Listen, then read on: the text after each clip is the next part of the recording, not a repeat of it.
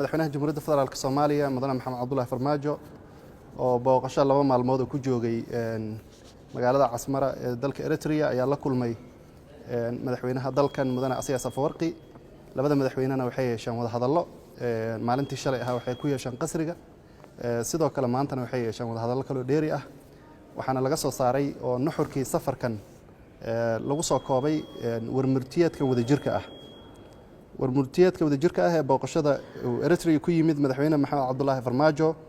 madaxweynaha Jamhuuriyadda Federaalka Soomaaliya Mudane Maxamed Cabdullaahi Farmaajo ayaa booqday dalka Eritrea muddadii u dhaxaysay 10 ilaa 11 bisha Janaayo ee 2020 kadib martiqaad rasmi ah oo ka helay madaxweynaha Eritrea Mudane Asiyaas Afwerqi. intii lagu guda jiray booqashada labada madaxweyne waxay yeesheen wada hadallo qoto dheer oo ku aadan xiriirka labada dhinac iyo arrimaha gobolka ee danta guud. labada madaxweyne waxa iyaga oo ku qanacsan isla qireen kobaca ballaaran ee ku yimid iskaashiga labada dhinac laga soo bilaabay heshiiskii wadajirka ahaa ee bishii Julaay 2018 ay kala saxiixdeen kaasi oo ku qotomay saaxiibtinimada iyo iskaashiga loo dhan yahay.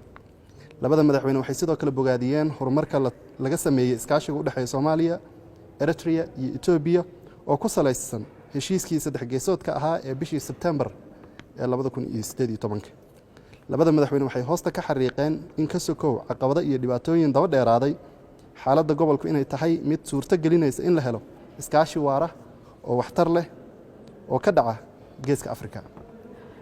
madaxweyne Asiyaas iyo madaxweyne Maxamed Cabdullaahi Farmaajo waxay mar labaad ballan qaadeen xoojinta dadaalkooda ku aadan in la dardar geliyo heshiiskii saddex geesoodka ahaa iyo guud ahaan iskaashiga gobolka.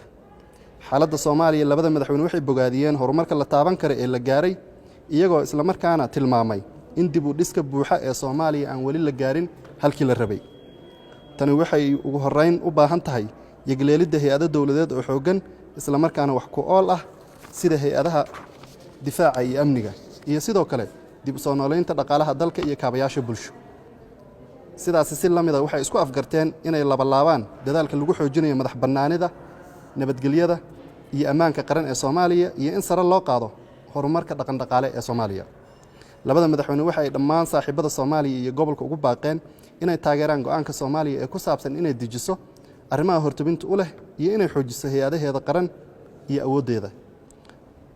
madaxweyne Maxamed Cabdullaahi Farmaajo waxa uu madaxweyne Asiyaas Afwerqi uga mahadceliyay martisoorka iyo garab istaaga joogtada ah ee Eritrea ay la garab joogto dawladda iyo shacabka Soomaaliya.